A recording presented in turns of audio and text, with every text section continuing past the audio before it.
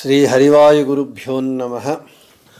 ओं वंदे विष्णुं नमामि श्रियमथ च भुवं ब्रह्मवायु च वंदे गायत्रीं भारतीं तामपि गरुडमनन्तं भजे रुद्रदेवं देवीं वंदे सुपर्णीमहिपतिदयितां वारुणीमप्युमां ताम् इंद्रादीन् काममुख्यानपि सकलसुरान् तद्गुरून्मद्गुरूंश्च अभ्रमं भङ्गरहितम् अजडं विमलं सदा आनन्दतीर्थमतुलं भजे तापत्रयापहम्। पूज्याय राघवेन्द्राय सत्यधर्मरताय च भजतां कल्पवृक्षाय नमतां कामधेनवे। पृथ्वीमण्डलमध्यस्थाः पूर्णबोधमतानुगाः वैष्णवाः विष्णुहृदयाः तान् नमस्ये गुरून् मम। आपादमौलिपर्यन्तं गुरूणामाकृतिं स्मरेत् तेन विघ्नाः प्रणश्यन्ति सिद्ध्यन्ति च मनोरथाः। श्री विद्यासागरमाधवतीर्थगुरुभ्यो नमः। हरिः ओम्। కొన్ని రోజుల క్రిందట రాఘవేంద్ర స్వాముల వారి స్తోత్రము యొక్క పాఠాన్ని ప్రారంభం చేయటం జరుగుతుంది అని మీకందరికీ తెలియజేయడం జరిగింది. దాని ప్రకారంగా ఈ రోజు నుండి కలియుగ కామధేనువు కల్పవృక్షమైనటువంటి శ్రీ రాఘవేంద్ర స్వాముల వారి స్తోత్ర పాఠమును యథామతి యథాశక్తి పదచ్ఛేదము, ప్రతిపదార్థము, తాత్పర్యము, విశేష వివరణలతో చెప్పే ప్రయత్నం చేస్తాను. పూజ్యాయ రాఘవేంద్రాయ సత్యధర్మరతాయ చ భజతాం కల్పవృక్షాయ నమతాం కామధేనవే. బహుశా ఈ శ్లోకము రానటువంటి వాళ్ళు ఎవరూ ఉండరు అనుకుంటాను. అందరికీ ఈ శ్లోకము రాఘవేంద్ర స్వాముల వారి గురించి వచ్చి ఉంటుంది. ఇది సంగ్రహంగా అణు రాఘవేంద్ర స్వామి స్తోత్రమైతే దీని విస్తార రూపంగా వివరణ రూపంగా ఉన్నటువంటిదే శ్రీ రాఘవేంద్ర స్వాముల వారి స్తోత్రము అని చెప్పినా తప్పు కాదు. రాఘవేంద్ర స్వాముల వారి స్తోత్ర పాఠము ప్రారంభం చేసేదానికి ముందుగా రాఘవేంద్ర స్వాముల వారి స్తోత్రము ఉద్భవించటానికి నేపథ్యం ఏమిటి అనేటటువంటి విషయాన్ని మనము ఇక్కడ మొదట తెలుసుకోవాలి. రాఘవేంద్ర స్వాముల వారు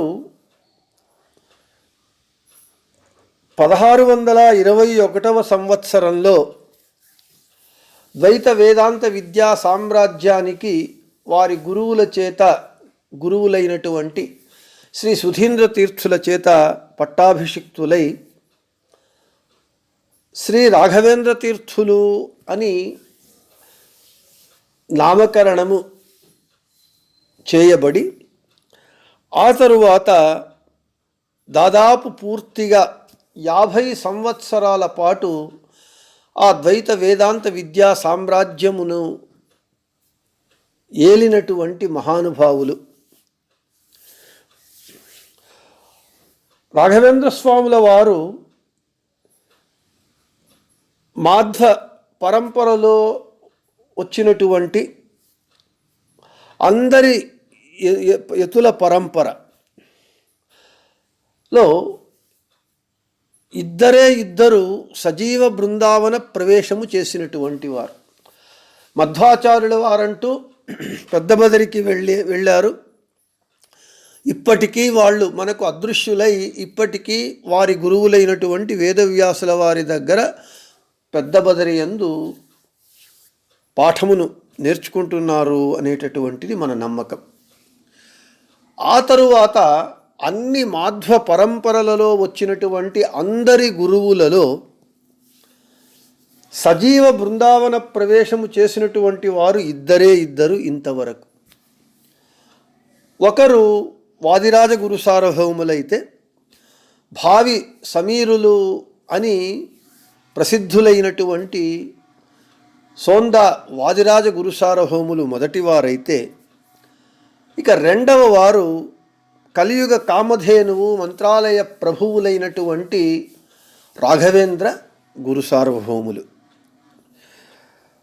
వీళ్ళు 50 సంవత్సరాలు ద్వైత వేదాంత విద్యా సామ్రాజ్యాన్ని ఏలిన తరువాత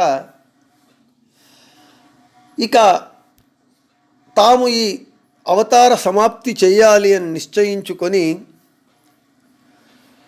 విరోధికృత్ నామ సంవత్సరము శ్రావణమాసము బహుళ విధియ రోజున వారు సజీవ బృందావన ప్రవేశము చేయాలి అని నిర్ణయించుకొని,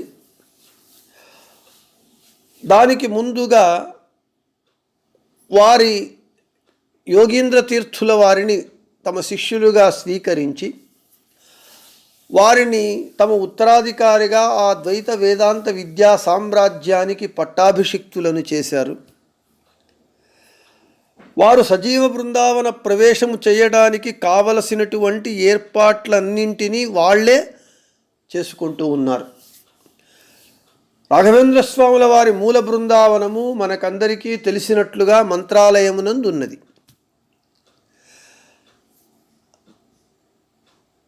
ఆ బృందావనము యొక్క శిల ఏది ఇప్పుడు మనము చూస్తూ ఉన్నటువంటి రాఘవేంద్ర స్వాముల వారి మూల బృందావనము ఏది, ఏ శిలను ఉపయోగించారు అని అంటే మనకు ఇతిహాసము చెబుతూ ఉన్నది. త్రేతాయుగంలో రామ లక్ష్మణులు సీతను వెదుకుచూ వచ్చి ఆ శిలపైన వాళ్ళు కొంతసేపు విశ్రమించారట. అంటే రామ లక్ష్మణుల పవిత్రమైనటువంటి పాద స్పర్శ కలిగి అత్యంత పవిత్రమైనటువంటిది ఆ శిల. ఆ శిలతో ఇప్పుడు మనము చూస్తూ ఉన్నటువంటి ప్రమాణములతో పరిమాణములో బృందావనమును వారు చేయించి ఆ బృందావనమునందు ఆ శిలయందు మిగిలినటువంటి రాయితో రాఘవేంద్ర గురుసార్వభౌముల వారి ఎదుట మనము చూచేటటువంటి ఆంజనేయ స్వామి విగ్రహాన్ని తయారు చేయించి ఆ విగ్రహాన్ని తామే ప్రతిష్ఠ చేశారు.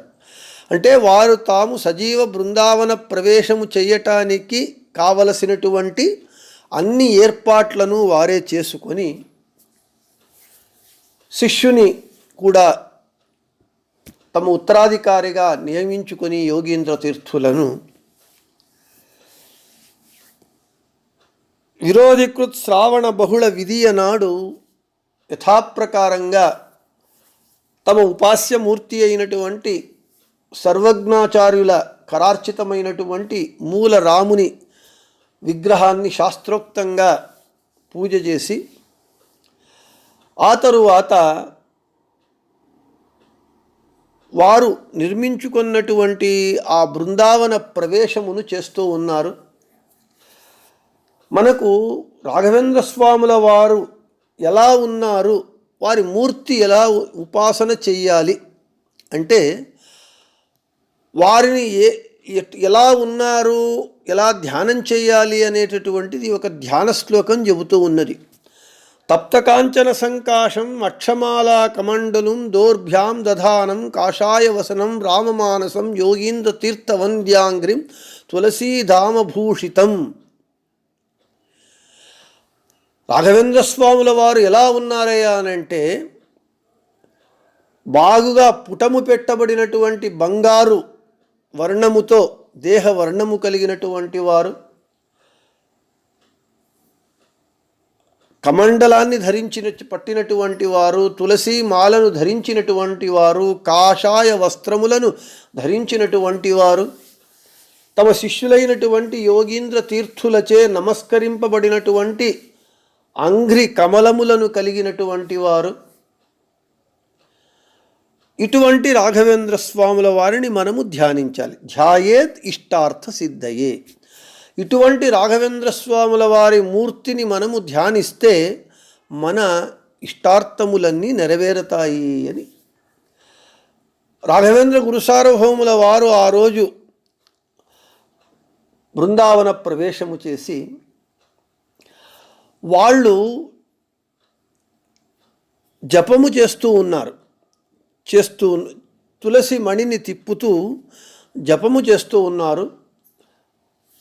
ఆ బృందావనంలో కూర్చొని శిష్యులైనటువంటి యోగీంద్ర తీర్థులకు చెప్పారు, ఎప్పుడైతే నా జపమణి నిలబడుతుందో అప్పుడు బృందావనం మీద దానిని మూసి తరువాత మిగిలినటువంటి కార్యక్రమాలన్నీ చేయమని చెప్పారు. రాఘవేంద్ర గురుసార్వభౌముల వారు సజీవ బృందావన ప్రవేశము చేయుచున్నారు అనేటటువంటి వార్త దావానలంగా అన్ని చోట్ల వ్యాపించింది.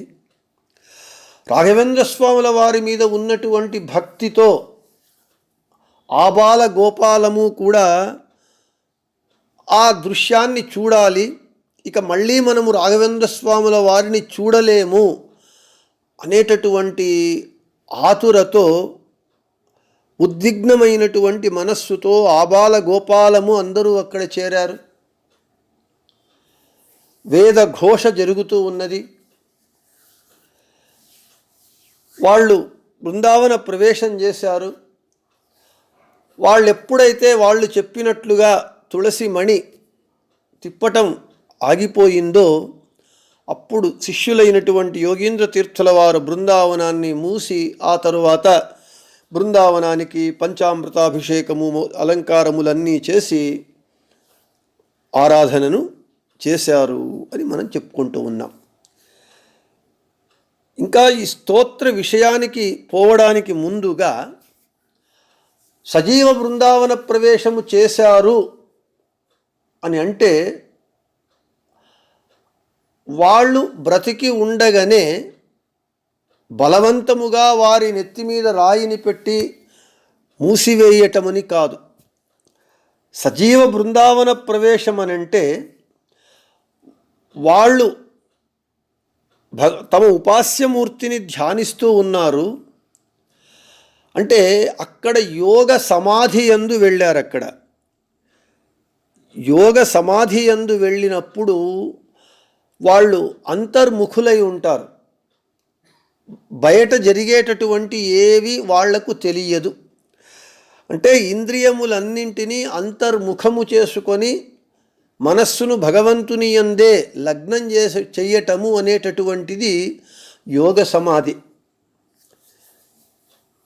రాఘవేంద్ర స్వాముల వారు బృందావన ప్రవేశము 1671 సంవత్సరంలో చేస్తే ఇది 2023 సంవత్సరము.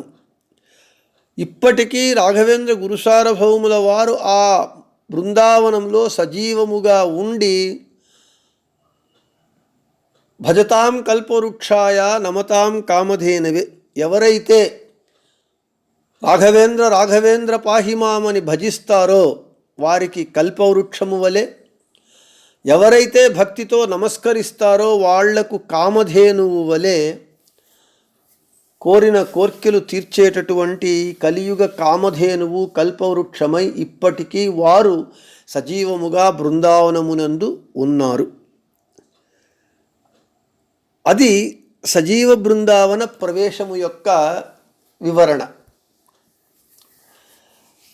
సరే, రాఘవేంద్ర స్వాముల వారు సజీవ బృందావన ప్రవేశము చేయుచున్నారు అనేటటువంటి వార్త వారి ప్రియ శిష్యులైనటువంటి శ్రీ అప్పణాచార్యుల వారికి తెలిసినది. అప్పుడు వారు మంత్రాలయానికి కొంత దూరంలో బిచ్చాల అనేటటువంటి గ్రామం ఉన్నది. అక్కడికి వాళ్ళు ఏదో పని మీద అక్కడికి వెళ్ళారు. వాళ్లకు తెలిసింది అక్కడ మనం బృందావన ప్రవేశము జరిగినది శ్రావణ మాసము, వర్షాకాలము. ఎప్పటిలాగా అప్పుడు కూడా వర్షాలు పడి తుంగభద్ర నది పొంగి పొర్లుతూ ఉన్నది, ప్రవహిస్తూ ఉన్నది. ఎప్పుడైతే తమ గురువులు రాఘవేంద్ర గురుసార్వభౌముల వారు సజీవ బృందావన ప్రవేశము చేయుచున్నారు అనేటటువంటి వార్త తెలిసిన వెంటనే అప్పణాచార్యుల వారికి బాధ, దుఃఖము, అయ్యో నా గురువుల వారిని నేను ఇక దర్శించలేను, వారు బృందావన ప్రవేశము చేసే సమయంలో నేను దగ్గరగా లేను అనేటటువంటి దుఃఖముతో, ఆతురతో అక్కడి నుండి పరుగున ఆ తుంగభద్ర నది అత్యంత ప్రవాహాన్ని కూడా లెక్క చేయకుండా పరిగెత్తుకొని వస్తూ ఉన్నారట. రాఘవేంద్ర గురుసార్వభౌముల వారి మీద ఉన్నటువంటి భక్తి చేత వారు రాఘవేంద్ర గురుసార్వభౌముల వారిని స్తోత్రం చేస్తూ ఉన్నారు. ఆశువుగా వారికి రాఘవేంద్ర స్వాముల వారి మీద ఉన్నటువంటి భక్తితో వస్తూ ఉన్నది. శ్రీపూర్ణబోధ గురుతీర్థ పయోబ్దిపార కామారిమాక్ష విషమాక్ష శిరస్పృశంతి పూర్వోత్తర ఆమిత తరంగ చరుత్సుహంస దేవాలి సేవిత పరాంఘ్రి పయోజలగ్న జీవేశ భేద గుణపూర్తి జగత్సు సత్వ నీచోచ్య భావ ముఖనక్రగణై సమేత దుర్వాద్యజాపతి గిలైర్ గురు రాఘవేంద్ర వాగ్దేవత సరిదముం విమలీకరోతు అని స్తోత్రాన్ని పఠిస్తూ పరిగెత్తుకుంటూ వస్తూ ఉన్నారు. కింద పడుతూ లేస్తూ గురువుల వారి దర్శనం చేసుకోవాలి అని. అప్పణాచార్యుల వారు సరిగ్గా బృందావనం ఎదుట వచ్చారు. బృందావనాన్ని చూస్తూ ఉన్నారు. రాఘవేంద్ర స్వాముల వారి బృందావన ప్రవేశం అయిపోయినది. విభూతిరతుల అనే వరకు స్తోత్రం వచ్చినది. ఆ బృందావనము చూచారు. దుఃఖము, ఉద్విగ్నత, కంఠము దానితో గద్గదమైపోయినది. కంఠము ఇక స్తోత్రము ముందుకు రావటం లేదు. విభూతిరతులా అని చెప్పి కళ్ళ నిండా నీళ్లతో ఉద్విగ్న కంఠము కలిగినటువంటి వారై గద్గద కంఠముతో ఇక శబ్దములు బయటికి రాక వాళ్ళు విభూతిరతులా అని బృందావనము ఎదుట వచ్చి బృందావన దర్శనం చేశారు. అప్పుడు రాఘవేంద్ర స్వాముల వారు తన భక్తుడైనటువంటి అప్పణాచార్యుల వారి యొక్క భక్తిని చూచి ఎప్పుడైతే విభూతిరతులా అని స్తోత్రము అర్ధాంతరంగా ఆగిపోయిందో అప్పుడు రాఘవేంద్ర స్వాముల వారు బృందావనము నుండి సాక్షి హయాస్యోత్రహి అని విభూతిరతుల సాక్షి హయాస్యోత్రహి అని పూరించారు. అంటే నీవు ఇంతవరకు చేసినటువంటి నా స్తోత్రము ఏమున్నది, ఈ స్తోత్రములో చెప్పినటువంటి అక్షరక్షరము సత్యము. దీనికి ఎవరయ్యా సాక్షి అని అంటే హయగ్రీవ రూపి భగవంతుడు అని రాఘవేంద్ర స్వాముల వారు అభయమిచ్చారు, ఆశీర్వదించారు. రాఘవేంద్ర స్వాముల వారి ఉపాస్యమూర్తి శ్రీరామచంద్రుడు కదా, రాముణ్ణి సాక్షిగా పెట్టకుండా హయగ్రీవ రూపి భగవంతుణ్ణి ఎందుకయ్యా పెట్టారు అని అంటే అప్పణాచార్యుల వారు వచ్చిన సమయానికి రాఘవేంద్ర స్వాముల వారు బృందావనమునందు హయగ్రీవ రూపి భగవంతుని మంత్రాన్ని జపిస్తూ ఉన్నారు, హయగ్రీవ మంత్రాన్ని జపిస్తూ ఉన్నారు. కాబట్టి సాక్షి హయాస్యోత్రహి అని రాఘవేంద్ర స్వాముల వారు ఆ స్తోత్రానికి ఒక రాజముద్రను వేశారు, తమ అంగీకారాన్ని తెలిపారు, అనుగ్రహించారు, ఆశీర్వదించారు. ఈ అప్పణాచారులైనటువంటి నీవు చేసినటువంటి ఈ స్తోత్రములోని నా స్తోత్రములోని అక్షరక్షరము సత్యము, దీనికి సాక్షి హయగ్రీవ రూపి భగవంతుడు అని. ఈ స్తోత్రము గృహస్థులైనటువంటి అప్పణాచారుల వారి చేత రచింపబడినటువంటిది. అయితే ఈ ఒక్క గృహస్థుని చేత రచింపబడినటువంటి రాఘవేంద్ర స్వాముల వారే హయగ్రీవ రూపి భగవంతుణ్ణి సాక్షిగా పెట్టటం చేత ఒక గృహస్థుడైనటువంటి శ్రీ అప్పణాచార్యుల వారి చేత రచింపబడినటువంటి ఈ స్తోత్రము లోకమాన్యమై అందరి చేత 4 ఆశ్రమముల వారి చేత స్వీకరింపబడి అది పఠింపబడి ఆ స్తోత్రము నుండి ఫలములను పొందుతున్నారు అని అంటే రాఘవేంద్ర స్వాముల వారి స్తోత్రము మనకు తారక మంత్రము. ఇంకా రాఘవేంద్ర స్వాముల వారి స్తోత్రము ప్రతి ఒక్కరికి దాదాపుగా అందరికీ వచ్చి ఉంటుంది. ఏ గురువుల స్తోత్రానికి లేనంత వైశిష్ట్యము గొప్పదనము ఈ ఒక్క స్తోత్రానికి ఎందుకుంటూ ఉన్నది, కారణము ఏమిటి అనేటటువంటి విషయాలన్నింటినీ స్తోత్రము పాఠంగా చెబుతూ ఉన్నప్పుడు సందర్భానుసారంగా వీటికి సమాధానాలు చెప్పటం జరుగుతుంది. కలియుగ కామధేనువు కల్పవృక్షమైనటువంటి శ్రీ రాఘవేంద్ర గురుసార్వభౌముల వారి ఈ స్తోత్ర పాఠమును ఈరోజు నుండి ప్రారంభిస్తూ ఉన్నాను. నేను అత్యల్పమైనటువంటి జ్ఞానము కలిగినటువంటి వాడను, పెద్దగా పండితుడను కాను. అయితే ఆ రాఘవేంద్ర స్వాముల వారి అనుగ్రహము చేతనే రాఘవేంద్ర విజయ కావ్యంలో మూకోపి యత్ ప్రసాదేన ముకుంద శయనాయతే రాజరాజాయతే రిక్తో రాఘవేంద్రం తమాశ్రయే అని చెప్పారు. అంటే రాఘవేంద్ర స్వాముల వారిని ఆశ్రయిస్తే పుట్టు మూగవాడు కూడా మంచి వాగ్మి అవుతాడట,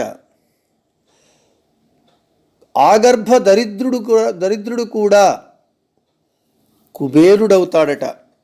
కాబట్టి కేవలము ఆ రాఘవేంద్ర స్వాముల వారి అనుగ్రహం చేత, వారి దయ చేత వారి స్తోత్రాన్ని యథామతి యథాశక్తి చెప్పే ప్రయత్నం చేస్తాను. అదే రాఘవేంద్ర విజయ కావ్యంలో అస్మద్గురూణామాధిక్యం కవి కోవానువర్ణయేత్ తథాపి తత్ప్రసాదేన భక్త్యా కించిద్వదామ్యహం అని చెబుతారు. నా గురువులైనటువంటి రాఘవేంద్ర గురుసార్వభౌముల వారిని గొప్పదనాన్ని వర్ణించడానికి ఏ కవికి సాధ్యమవుతుంది అంటే ఏ కవికి సాధ్యం కాదు. అయితే మీరెందుకయ్యా రాఘవేంద్ర విజయ కావ్యాన్ని రచించటానికి ఉద్యుక్తులైనారు అని నారాయణ పండితాచార్యులను ప్రశ్నిస్తే తథాపి తత్ప్రసాదేన భక్త్యా కించిద్వదామ్యహం, కేవలము ఆ గురుసార్వభౌములైనటువంటి రాఘవేంద్ర స్వాముల వారి అనుగ్రహము చేత, వారి యందున్నటువంటి భక్తి అతిశయం చేత వారి మహిమను కించిత్ కొంత మాత్రమే నేను చెబుతాను అని రాఘవేంద్ర స్వాముల వారి పూర్వాశ్రమపు మేనల్లుడైనటువంటి పండితోత్తములైనటువంటి నారాయణాచార్యుల వారే చెబుతున్నారు. ఇక నేను చెప్పడం కూడా ఆ రాఘవేంద్ర స్వాముల వారి అనుగ్రహం చేత వారి మహిమను చెప్పటం జరుగుతుంది. ఇంకా మీరు తూగీరే రాయారా అనేటటువంటి పాటను, లాలి పాటను, రాఘవేంద్ర స్వాముల వారి పాటను అందరూ విని ఉంటారు. ఆ పాటను రచించినటువంటి వారు గురు జగన్నాథదాసుల వారు, రాఘవేంద్ర స్వాముల వారి కరుణకు అపారంగా పాత్రులైనటువంటి వారు. వారు కూడా కన్నడంలో భామిని షట్పది యందు రాఘవేంద్ర విజయము అనేటటువంటి కావ్యాన్ని, రాఘవేంద్ర స్వాముల వారి చరిత్రను రాస్తారు. రాఘవేంద్రర విజయ పేಳುವೆ రాఘవేంద్రర కరుణ బలదలి రాఘవేంద్రర ಭಕುತ ರಾದವರಿದನು ಆದರದಿ ಕೇಳುವುದು. ವೇದ ಶಾಸ್ತ್ರ ಪುರಾಣ ಕಥೆಗಳನ್ನೋದಿ ಕೇಳಿದವನಲ್ಲ, ತತ್ವದ ಹಾದಿ ತಿಳಿದವನಲ್ಲ, ಬುಧಜನರ ಸಂಘ ಮೊದಲಿಲ್ಲ, ಮೋದ ತೀರ್ಥರ ಪದಾಬ್ಜ ಮಧುಕರರಾದ ಶ್ರೀ ಗುರು ರಾಘವೇಂದ್ರರ ಪಾದ ಪದ್ಮ ಪರಾಗ ಲೇಷದ ಸ್ಪರ್ಶ ಮಾತ್ರದಲ್ಲಿ ಕೃತಿಯ ಮಾಡುವ ಶಕುತಿ ಪುಟ್ಟಿತು ಮತಿಯ ಮಾನ್ಯವು ತಾನೇ పోయిತು అని చెబుతారు. అంటే రాఘవేంద్ర స్వాముల వారి యొక్క చరిత్రను నేను చెబుతాను. రాఘవేంద్ర స్వాముల వారి కరుణ బలము చేత రాఘవేంద్ర స్వాముల భక్తులైనటువంటి వారు దీనిని ఆదరముతో వినునది. నేను వేద శాస్త్ర పురాణములను చదివినటువంటి వాడను కాదు, తత్వము యొక్క దారి తెలిసినటువంటి వాడను కాదు, పండితుల సంగము సమాగమము లేనటువంటి వాడను. ఆనందతీర్థుల పాద కమలములందు మధుకరరాధ అంటే ఆ పాద కమలములందు తేనెటీగలాగా ఉన్నటువంటి రాఘవేంద్ర స్వాముల వారి పాద పద్మ పరాగ స్పర్శ లేశ అంటే ఆ రాఘవేంద్ర స్వాముల వారేమో మధ్వాచారుల పాద కమలములందు తేనెటీగలాగా ఉండేటటువంటి వాళ్ళు, అటువంటి రాఘవేంద్ర స్వాముల వారి పాద పద్మముల ధూళి స్పర్శ లేశ అంటే రాఘవేంద్ర స్వాముల వారి పాద ధూళి అంతా కాదు, వారి పాదములకు అంటినటువంటి అంత ధూళియు కాకుండా కొంత ధూళి ఆ స్పర్శ మాత్రము చేత నాకు ఈ రాఘవేంద్ర విజయం అనేటటువంటి కావ్యము చేసేటటువంటి శక్తి పుట్టినది, నా యొక్క బుద్ధి మాంద్యము తానే పోయినది అని గురు జగన్నాథదాసుల వారు దాదాపు 200-250 సంవత్సరాల క్రిందట వారు చెబుతూ ఉన్నారు. ఇంతటి మహానుభావులందరూ గురువుల గురించి వారి మహిమను తెలియటానికి వారి యొక్క అశక్తతను వ్యక్తపరచి ఆ గురు సార్వభౌముల అనుగ్రహం చేత వారి మహిమలను చెబుతూ ఉంటే, ఇక సామాన్యులమైనటువంటి మనము, సామాన్యుడైనటువంటి నేను రాఘవేంద్ర స్వాముల వారి మహిమను వారి యొక్క స్తోత్రాన్ని నేను పాఠంగా చెబుతాను అని వెళ్ళటం అనేటటువంటిది ఒక దుస్సాహసం. అయితే మూకోపి యత్ప్రసాదేన ముకుందశయనాయతే రాజరాజాయతే రిక్తో రాఘవేంద్రం తమాశ్రయే అని చెప్పినట్లుగా ఆ గురు సార్వభౌముల వారి యొక్క అనుగ్రహం చేత కరుణ చేత వారి యొక్క స్తోత్రమును యథామతి యథాశక్తి పాఠము రూపంలో చెప్పటం ప్రారంభం చేయటం జరిగింది. ఈరోజు పీఠికగా దానికి స్తోత్ర పాఠానికి పీఠిక మాత్రమే చెప్పటం జరిగింది. ఈరోజు లాంఛనంగా మొదటి 2 శ్లోకాలను చెప్పి రేపు ఇక పాఠము ప్రారంభం చేయటం జరుగుతుంది. శ్రీ గురుభ్యో నమః. హరి ఓం. శ్రీ పూర్ణబోధ గురుతీర్థపయోబ్ధిపారా కామారిమాక్ష విషమాక్ష శిరస్పృశంతి పూర్వోత్తరామిత తరంగచరత్సుహంస దేవాలిసేవిత పరాంగ్రిపయోజలగ్న జీవేశభేద గుణపూర్తి జగత్సు సత్వ నీచోచ్యభావముఖనక్రగణైः సమేత దుర్వాద్యజాపతిగిలైర్గురురాఘవేంద్ర వాగ్దేవతా సరిదముం విమలీకరోతు. శ్రీకృష్ణార్పణమస్తు. మధ్యేశార్పణమస్తు. అందరికీ శుభమస్తు.